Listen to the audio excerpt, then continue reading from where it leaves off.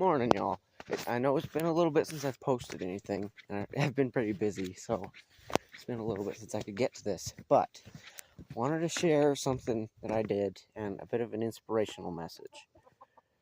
So these are the new chickens, and we built this little coop to keep them in until we can replace those ones when these guys start laying.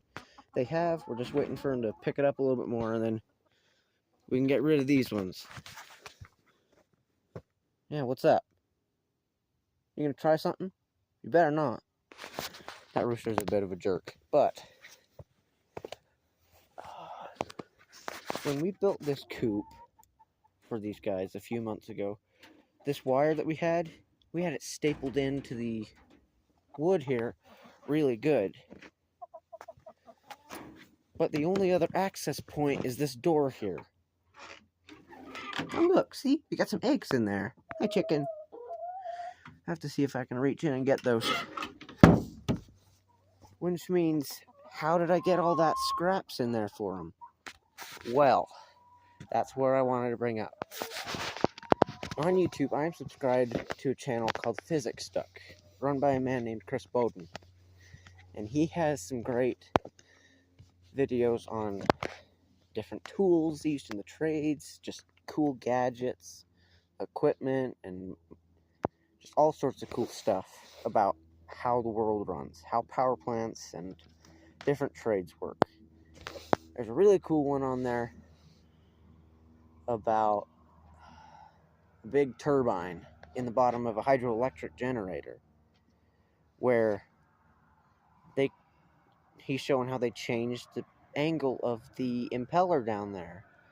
So either if they're at 0 degrees, the water just runs past and no rotational force is generated and no electricity is generated. Whereas the other extreme is the same but different. If you turn them 90 degrees, all that water slams up against the blades directly. Tons of force, but no torque. Anyway, that one's a pretty cool one. I'd check that one out if I were you. But one of them, he was doing a painting job, so he didn't have his arc flash suit and his other electrical gear in his car.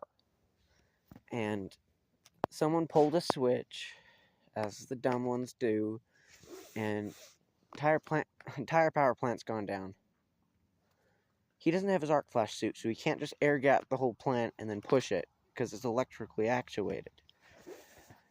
So he has a roll of Super 88 tape, some cordage, and an old handle, and he runs it, and he pulls it from a safe distance, brings the whole plant back online.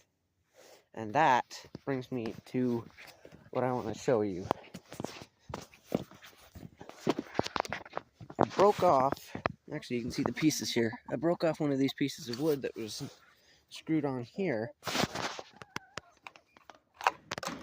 and that made it so that this fence is now loose, so I can get in there. But then how do I keep it closed? Well, I found this staple box, excuse me, and I sawed a slit in it, and now that fit right over that and hold it closed. And that's the message that I want to share with you really quick. If you ever find a problem that needs solving, but you don't have the conventional means to do it, be creative. That's all I can say is, as you grow up, you lose a lot of your imaginative power. And I would just implore that you try and keep what you have to try and solve problems and work your way through the world.